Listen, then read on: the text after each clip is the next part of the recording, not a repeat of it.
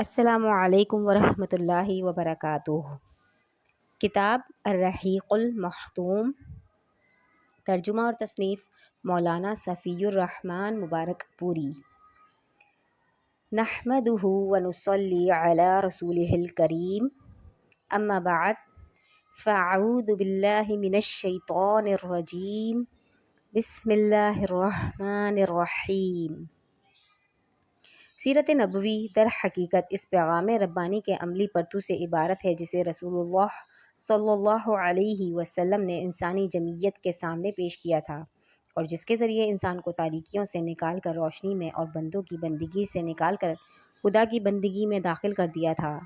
چونکہ اس سیرت طیبہ کی مکمل صورت گری ممکن نہیں جب تک کہ اس پیغام ربانی کے نزول سے پہلے کے حالات اور بعد کے حالات کا تقابل نہ کیا جائے، اس لیے اصل بحث سے پہلے پیش نظر باب میں اسلام سے پہلے کی عرب اقوام اور ان کے نشو و نما کی کیفیت بیان کرتے ہوئے ان حالات کا خاکہ پیش کیا جا رہا ہے جن میں رسول اللہ صلی اللہ علیہ وسلم کی بعثت ہوئی تھی۔ عرب کا محل وقوع۔ عرب کے لغوی معنی ہے صحرا اور بے آب و گیاہ زمین۔ عہد قدیم سے یہ لفظ جزیرہ نمائے عرب اور اس میں بسنے والی قوموں پر بولا گیا ہے۔ عرب کے مغرب میں بحر احمر اور جزیرہ نمائے سینا ہے۔ مشرق میں خلیج عرب اور جنوبی عراق کا ایک بڑا حصہ ہے۔ جنوب میں بحر عرب ہے جو در حقیقت بحر ہند کا پھیلاؤ ہے۔ شمال میں ملک شام اور کسی قدر شمالی عراق ہے۔ ان میں سے بعض سرحدوں کے متعلق اختلاف بھی ہے۔ کل رقبے کا اندازہ 10 لاکھ سے 13 لاکھ مربع میل تک کیا گیا ہے۔ جزیرہ نمائے عرب طبعی اور جغرافیائی حیثیت سے بڑی اہمیت رکھتا ہے۔ اندرونی طور پر یہ ہر چہار جانب سے صحرا اور ریگستان سے گھرا ہوا ہے، جس کی بدولت یہ ایسا محفوظ قلعہ بن گیا ہے کہ بیرونی قوموں کے لیے اس پر قبضہ کرنا اور اپنا اثر و نفوذ پھیلانا سخت مشکل ہے۔ یہی وجہ ہے کہ قلب جزیرۃ العرب کے باشندے عہد قدیم سے اپنے جملہ معاملات میں مکمل طور پر آزاد اور خود مختار نظر آتے ہیں، حالانکہ یہ ایسی دو عظیم طاقتوں کے ہمسائے تھے کہ اگر یہ ٹھوس قدرتی رکاوٹ نہ ہوتی تو ان کے حملے روک لینا باشندگان عرب کے بس کی بات نہ تھی۔ بیرونی طور پر جزیرہ نمائے عرب پرانی دنیا کے تمام معلوم بر اعظموں کے بیچوں بیچ واقع ہے اور خشکی اور سمندر دونوں راستوں سے ان کے ساتھ جڑا ہوا ہے۔ اس کا شمال مغربی گوشہ بر اعظم افریقہ میں داخلے کا دروازہ ہے، شمال مشرقی گوشہ یورپ کی کنجی ہے، مشرقی گوشہ ایران، وسط ایشیا اور مشرق بعید کے دروازے کھولتا ہے اور ہندوستان اور چین تک پہنچاتا ہے۔ اسی طرح ہر بر اعظم سمندر کے راستے بھی جزیرہ نمائے عرب سے جڑا ہوا ہے اور ان کے جہاز عرب بندرگاہوں پر براہ راست لنگر انداز ہوتے ہیں۔ اس جغرافیائی محل وقوع کی وجہ سے جزیرۃ العرب کے شمالی اور جنوبی گوشے مختلف قوموں کی آماج گاہ اور تجارت و ثقافت اور فنون و مذاہب کے لین دین کا مرکز رہ چکے ہیں۔ عرب قومیں۔ مورخین نے نسلی اعتبار سے عرب اقوام کو 3 قسمیں قرار دی ہیں۔ عرب بعیدہ نمبر 1، یعنی وہ قدیم عرب قبائل اور قومیں جو بالکل ناپید ہو گئیں اور ان کے متعلق ضروری تفصیلات بھی دستیاب نہیں، مثلاً عاد، ثمود، تسم، جدیث، عمالقہ وغیرہ۔ نمبر 2، عرب عاربہ، یعنی وہ عرب قبائل جو یعرب بن یشجب بن قحطان کی نسل سے ہیں، انہیں قحطانی عرب کہا جاتا ہے۔ نمبر 3، عرب مستعربہ، یعنی وہ عرب قبائل جو حضرت اسماعیل علیہ السلام کی نسل سے ہیں، انہیں عدنانی عرب کہا جاتا ہے۔ عرب عاربہ یعنی قحطانی عرب کا اصل گہوارہ ملک یمن تھا، یعنی یہیں ان کے خاندان اور قبیلے مختلف شاخوں میں پھوٹے، پھیلے اور بڑھے۔ ان میں سے 2 قبیلوں نے بڑی شہرت حاصل کی۔ الف حمیر، جس کی مشہور شاخیں زید الجمہور، قزاعہ اور سکاسک ہیں۔ بے کہلان، جس کی مشہور شاخیں ہمدان، انمار، طی، مزہج، کندہ، لخم، جذام، ازد، اوس، خزرج اور اولاد جفنہ ہیں، جنہوں نے آگے چل کر ملک شام کے اطراف میں بادشاہت قائم کی اور آل غسان کے نام سے مشہور ہوئے۔ عام کہلانی قبائل نے بعد میں یمن چھوڑ دیا اور جزیرۃ العرب کے مختلف اطراف میں پھیل گئے۔ ان کے عمومی ترک وطن کا واقعہ سیلی عارم سے کسی قدر پہلے اس وقت پیش آیا جب رومیوں نے مصر اور شام پر قبضہ کر کے اہل یمن کی تجارت کے بحری راستے پر اپنا تسلط جما لیا اور بری شاہراہ کی سہولیات غارت کر کے اپنا دباؤ اس قدر بڑھا دیا کہ کہلانیوں کی تجارت تباہ ہو کر رہ گئی۔ کچھ عجیب نہیں کہ کہلانی اور حمیری خاندانوں میں چشمک بھی رہی ہو اور یہ بھی کہلانیوں کے ترک وطن کا ایک مؤثر سبب بنی ہو۔ اس کا اشارہ اس سے بھی ملتا ہے کہ کہلانی قبائل نے تو ترک وطن کیا لیکن حمیری قبائل اپنی جگہ برقرار رہے۔ جن کہلانی قبائل نے ترک وطن کیا ان کی 4 قسمیں کی جا سکتی ہیں۔ نمبر 1 ازد، انہوں نے اپنے سردار عمران بن عمرو و مزیقیہ کے مشورے پر ترک وطن کیا۔ پہلے تو یہ یمن ہی میں ایک جگہ سے دوسری جگہ منتقل ہوتے رہے اور حالات کا پتہ لگانے کے لیے آگے ہراول دستوں کو بھیجتے رہے، لیکن آخرکار شمال کا رخ کیا اور پھر مختلف شاخیں گھومتے گھماتے مختلف جگہ دائمی طور پر سکونت پذیر ہو گئیں۔ اس کی تفصیل درج ذیل ہے۔ ثعلبہ بن عمرو، اس نے اولاً حجاز کا رخ کیا اور ثعلبیہ اور ذیقار کے درمیان اقامت اختیار کی۔ جب اس کی اولاد بڑی ہو گئی اور خاندان مضبوط ہو گیا تو مدینے کی طرف کوچ کیا اور اسی کو اپنا وطن بنا لیا۔ اسی ثعلبہ کی نسل سے اوس اور خزرج ہیں جو ثعلبہ کے صاحبزادے حارثہ کے بیٹے ہیں۔ حارثہ بن عمرو یعنی خزاعہ اور اس کی اولاد، یہ لوگ پہلے سرزمین حجاز میں گردش کرتے ہوئے مر الزہران میں خیمہ زن ہوئے، پھر حرم پر دعویٰ بول دیا اور بنو جرہم کو نکال کر خود مکے میں بود و باش اختیار کر لی۔ عمران بن عمرو اس نے اور اس کی اولاد نے عمان میں سکونت اختیار کی، اس لیے یہ لوگ ازد عمان کہلاتے ہیں۔ نصر بن ازد، اس سے تعلق رکھنے والے قبائل نے تہامہ میں قیام کیا، یہ لوگ ازد شنوءہ کہلاتے ہیں۔ جفنہ بن عمرو، اس نے ملک شام کا رخ کیا اور اپنی اولاد سمیت وہیں متوطن ہو گیا۔ یہی شخص غسانی بادشاہوں کا جد اعلیٰ ہے۔ انہیں آل غسان اسی لیے کہا جاتا ہے کہ ان لوگوں نے شام منتقل ہونے سے پہلے حجاز میں غسان نامی ایک چشمے پر کچھ عرصے قیام کیا تھا۔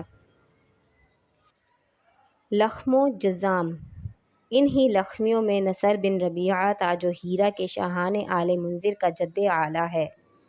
بنو تئی، اس قبیلے نے بنو ازد کے ترک وطن کے بعد شمال کا رخ کیا اور عجا اور سلمہ نامی 2 پہاڑیوں کے اطراف میں مستقل طور پر سکونت پذیر ہو گیا، یہاں تک کہ یہ دونوں پہاڑیاں قبیلہ تئی کی نسبت سے مشہور ہو گئیں۔ نمبر 4 کندہ، یہ لوگ پہلے بحرین موجودہ الاحساء میں خیمہ زن ہوئے لیکن مجبوراً وہاں سے دستکش ہو کر حضرموت گئے، مگر وہاں بھی امان نہ ملی اور آخرکار نجد میں ڈیرے ڈالنے پڑے۔ یہاں ان لوگوں نے ایک عظیم الشان حکومت کی داغ بیل ڈالی، مگر یہ حکومت پائیدار نہ ثابت ہوئی اور اس کے آثار جلد ہی ناپید ہو گئے۔ کہلان کے علاوہ حمیر کا بھی صرف ایک قبیلہ خداعہ ایسا ہے اور اس کا حمیری ہونا بھی مختلف فیہ ہے، جس نے یمن سے ترک وطن کر کے حدود عراق میں بادیۃ السماوہ کے اندر بود و باش اختیار کی۔ عرب مستعربہ، ان کے جد اعلیٰ سیدنا ابراہیم علیہ السلام اصلاً عراق کے ایک شہر اور کے باشندے تھے۔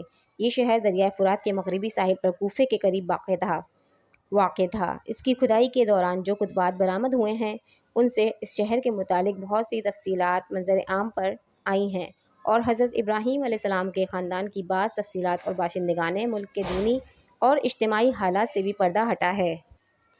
یہ معلوم ہے کہ حضرت ابراہیم علیہ السلام یہاں سے ہجرت کر کے شہر حزان تشریف لے گئے تھے اور پھر وہاں سے فلسطین جا کر اسی ملک کو اپنی پیغمبرانہ سرگرمیوں کا مرکز بنا لیا تھا اور دعوت اور تبلیغ کے لیے یہیں سے اندرون اور بیرون ملک مصروف تگ و تاز رہا کرتے تھے۔ ایک بار آپ مصر تشریف لے گئے، فرعون نے آپ کی بیوی حضرت سارہ علیہ السلام کی کیفیت سنی تو ان کے بارے میں بدنیت ہو گیا اور اپنے دربار میں برے ارادے سے بلایا، لیکن اللہ نے حضرت سارہ علیہ السلام کی دعا کے نتیجے میں غیبی طور پر فرعون کی ایسی گرفت کی کہ وہ ہاتھ پاؤں مارنے اور پھینکنے لگا۔ اس کی نیت بد اس کے منہ پر مار دی گئی، اور وہ حادثے کی نوعیت سے سمجھ گیا کہ حضرت سارہ علیہ السلام اللہ تعالیٰ کی نہایت خاص اور مقرب بندی ہیں، اور وہ حضرت سارہ علیہ السلام کی اس خصوصیت سے اس قدر متاثر ہوا کہ اپنی بیٹی ہاجرہ کو ان کی خدمت میں دے دیا، اور پھر حضرت سارہ علیہ السلام نے حضرت ہاجرہ علیہ السلام کو حضرت ابراہیم علیہ السلام کی زوجیت میں دے دیا۔ حضرت ابراہیم علیہ السلام، حضرت سارہ علیہ السلام اور حضرت ہاجرہ علیہ السلام کو ہمراہ لے کر فلسطین واپس تشریف لائے۔ پھر اللہ تعالیٰ نے حضرت ابراہیم علیہ السلام کو ہاجرہ علیہ السلام کے بطن سے ایک فرزند ارجمند اسماعیل علیہ السلام عطا فرمائے، لیکن اس پر حضرت سارہ علیہ السلام کو جو بے اولاد تھیں بڑی غیرت آئی، اور انہوں نے حضرت ابراہیم علیہ السلام کو مجبور کیا کہ حضرت ہاجرہ کو ان کے نوزائیدہ بچے سمیت جلا وطن کر دیں۔ حالات نے ایسا رخ اختیار کیا کہ انہیں حضرت سارہ علیہ السلام کی بات ماننی پڑی، اور وہ حضرت ہاجرہ اور حضرت اسماعیل علیہم السلام کو ہمراہ لے کر حجاز تشریف لے گئے، اور وہاں ایک بے آب و گیاہ وادی میں بیت اللہ شریف کے قریب ٹھہرا دیا۔ اس وقت بیت اللہ شریف نہ تھا، صرف ٹیلے کی طرح ابری ہوئی زمین تھی۔ سیلاب آتا تھا تو دائیں بائیں سے کترا کر نکل جاتا تھا۔ وہیں مسجد حرام کے بالائی حصے میں زمزم کے پاس ایک بہت بڑا درخت تھا۔ آپ نے اسی درخت کے پاس حضرت ہاجرہ اور حضرت اسماعیل علیہم السلام کو چھوڑا تھا۔ اس وقت مکے میں نہ پانی تھا، نہ آدمزاد، اسی لیے حضرت ابراہیم علیہ السلام نے ایک توشادان میں کھجور اور ایک مشکیزے میں پانی رکھ دیا۔ اس کے بعد فلسطین واپس چلے گئے، لیکن چند ہی دن میں کھجور اور پانی ختم ہو گیا اور سخت مشکل پیش آئی، مگر اس مشکل وقت پر اللہ کے فضل سے زمزم کا چشمہ پھوٹ پڑا اور ایک عرصے تک کے لیے سامان رزق اور متاع حیات بن گیا۔ تفصیلات معلوم اور معروف ہیں۔ کچھ عرصے بعد یمن سے ایک قبیلہ آیا جسے تاریخ میں جرہم ثانی کہا جاتا ہے۔ یہ قبیلہ اسماعیل علیہ السلام کی ماں سے اجازت لے کر مکے میں ٹھہر گیا۔ کہا جاتا ہے کہ یہ قبیلہ پہلے مکے کے گرد و پیش کی وادیوں میں سکونت پذیر تھا۔ صحیح بخاری میں اتنی صراحت موجود ہے کہ رہائش کی غرض سے یہ لوگ مکے میں حضرت اسماعیل علیہ السلام کی آمد کے بعد ان کے جوان ہونے سے پہلے وارد ہوئے تھے، لیکن اس وادی سے ان کا گزر اس سے پہلے بھی ہوا کرتا تھا۔ حضرت ابراہیم علیہ السلام نے اپنے متروکات کی نگہداشت کے لیے وقتاً فوقتاً مکہ تشریف لایا کرتے تھے، لیکن یہ معلوم نہ ہو سکا کہ اس طرح ان کی آمد کتنی بار ہوئی۔ البتہ تاریخی ماخذ میں 4 بار ان کی آمد کی تفسیر محفوظ ہے، جو یہ ہے: نمبر 1، قرآن مجید میں بیان کیا گیا ہے کہ اللہ تعالیٰ نے حضرت ابراہیم علیہ السلام کو خواب میں دکھلایا کہ وہ اپنے صاحبزادے حضرت اسماعیل علیہ السلام کو ذبح کر رہے ہیں۔ یہ خواب ایک طرح کا حکم الہی تھا، اور باپ بیٹے دونوں اس حکم الہی کے تعمیل کے لیے تیار ہو گئے۔ جب دونوں نے سر تسلیم خم کر دیا اور باپ نے بیٹے کو پیشانی کے بل لٹا دیا تو اللہ نے پکارا: اے ابراہیم، تم نے خواب کو سچ کر دکھایا، ہم نیکوکاروں کو اسی طرح بدلہ دیتے ہیں۔ یقیناً یہ ایک کھلی ہوئی آزمائش تھی، اور اللہ نے انہیں فدیے میں ایک عظیم ذبیحہ عطا فرمایا۔ مجموعہ بائبل کی کتاب پیدائش میں مذکور ہے کہ حضرت اسماعیل علیہ السلام حضرت اسحاق علیہ السلام سے 13 سال بڑے تھے، اور قرآن کا سیاق بتلاتا ہے کہ یہ واقعہ حضرت اسحاق علیہ السلام کی پیدائش سے پہلے پیش آیا تھا، کیونکہ پورا قرآن واقعہ بیان کر چکنے کے بعد حضرت اسحاق علیہ السلام کی پیدائش کی بشارت کا ذکر ہے۔ اس واقعے سے ثابت ہوتا ہے کہ حضرت اسماعیل علیہ السلام کے جوان ہونے سے پہلے کم از کم ایک بار حضرت ابراہیم علیہ السلام نے مکے کا سفر ضرور کیا تھا۔ بقیہ 3 سفروں کی تفصیل صحیح بخاری کی ایک طویل روایت میں ہے، جو ابن عباس رضی اللہ تعالی عنہ سے مرفوعاً مروی ہے۔ اس کا خلاصہ یہ ہے: حضرت اسماعیل علیہ السلام جب جوان ہو گئے، جرہم سے عربی سیکھ لی اور ان کی نگاہوں میں جچنے لگے، تو ان لوگوں نے اپنے خاندان کی ایک خاتون سے آپ علیہ السلام کی شادی کر دی۔ اسی دوران حضرت ہاجرہ کا انتقال ہو گیا۔ ادھر حضرت ابراہیم علیہ السلام کو خیال ہوا کہ اپنا ترکہ دیکھنا چاہیے، چنانچہ وہ مکہ تشریف لے گئے، لیکن حضرت اسماعیل سے ملاقات نہ ہوئی۔ بہو سے حالات دریافت کیے، اس نے تنگ دستی کی شکایت کی۔ آپ نے وصیت کی کہ اسماعیل علیہ السلام آئیں تو کہنا اپنے دروازے کی چوکھٹ بدل دیں۔ اس وصیت کا مطلب حضرت اسماعیل علیہ السلام سمجھ گئے، بیوی کو طلاق دے دی اور ایک دوسری عورت سے شادی کر لی جو جرہم کے سردار مدات بن عمرو کی صاحبزادی تھی۔ نمبر 3، اس دوسری شادی کے بعد ایک بار پھر حضرت ابراہیم علیہ السلام مکہ تشریف لے گئے، مگر اس دفعہ بھی حضرت ابراہیم علیہ السلام سے ملاقات نہ ہوئی۔ بہو سے احوال دریافت کیے تو اس نے اللہ کی حمد و ثنا کی۔ آپ نے وصیت کی کہ اسماعیل علیہ السلام اپنے دروازے کی چوکھٹ برقرار رکھیں اور فلسطین واپس ہو گئے۔ اس کے بعد پھر تشریف لائے تو اسماعیل علیہ السلام زمزم کے قریب درخت کے نیچے تیر گھڑ رہے تھے، دیکھتے ہی لپک پڑے اور وہی کیا جو ایسے موقع پر ایک باپ اپنے بیٹے کے ساتھ اور بیٹا باپ کے ساتھ کرتا ہے۔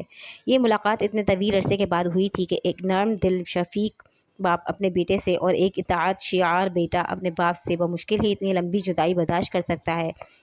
اسی دفعہ دونوں نے مل کر خانہ کعبہ تعمیر کیا، بنیاد کھود کر دیواریں اٹھائیں اور ابراہیم علیہ السلام نے ساری دنیا کے لوگوں کو حج کے لیے آواز دی۔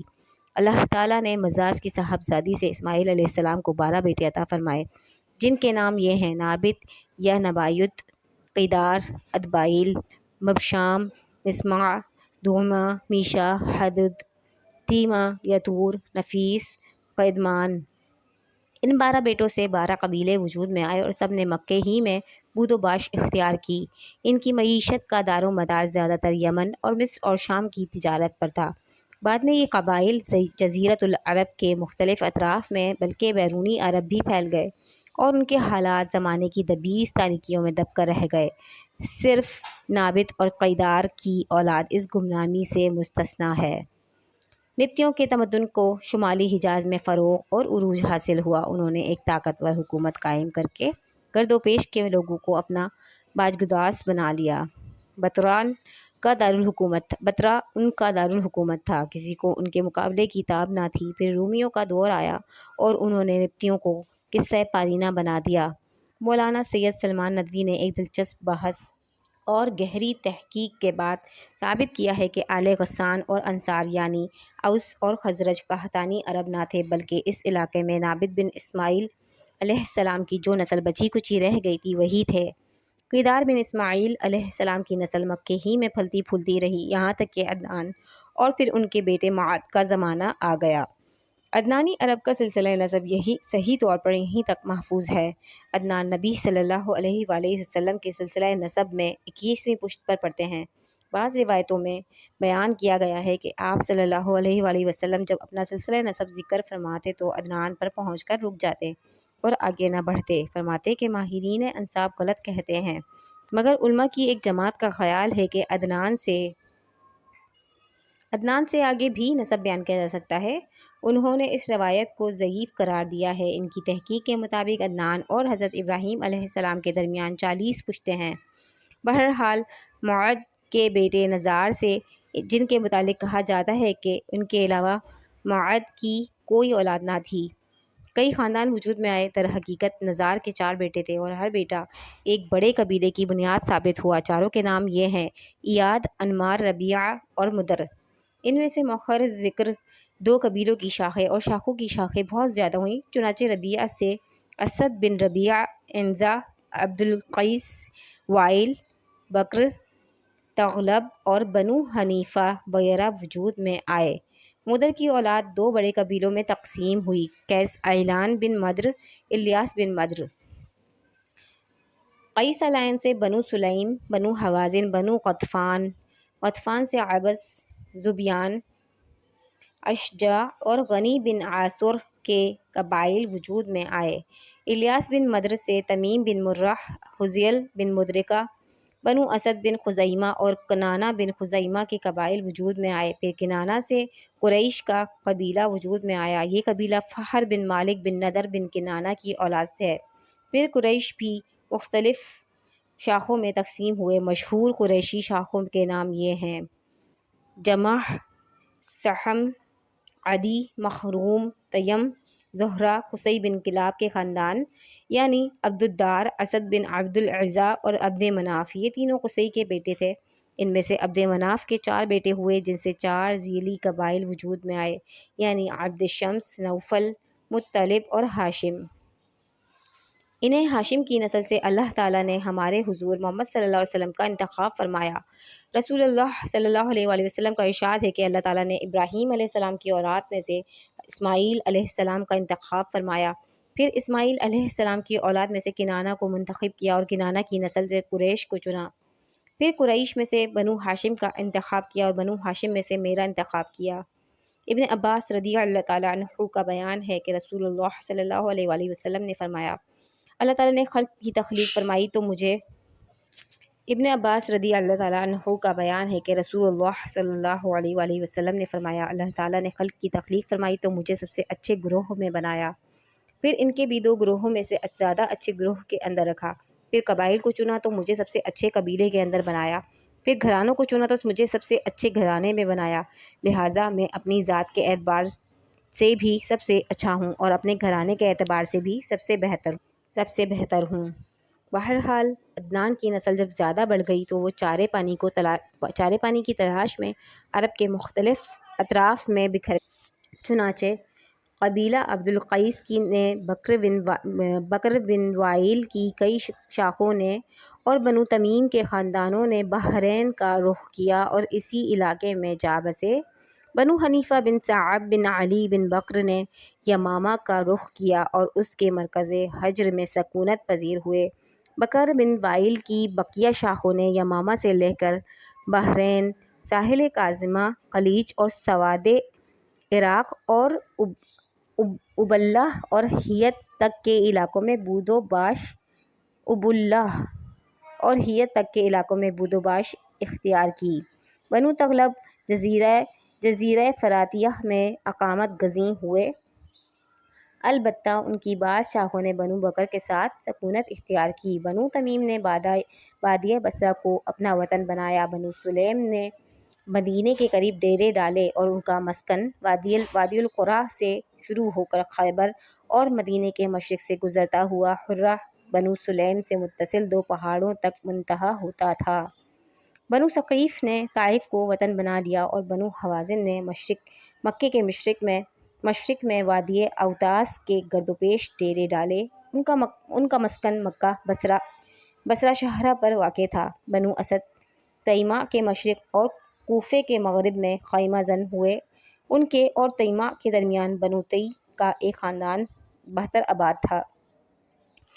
بنو اسد کی آبادی اور کوفے کے درمیان 5 دن کی مسافت تھی۔ بنو ذبیان تیمہ کے قریب حوران کے اطراف میں آباد ہوئے۔ تہامہ میں بنو کنانہ کے خاندان رہ گئے تھے۔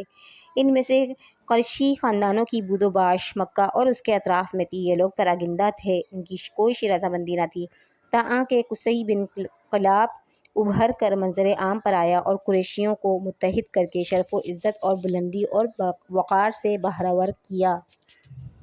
والسلام علیکم ورحمۃ اللہ وبرکاتہ۔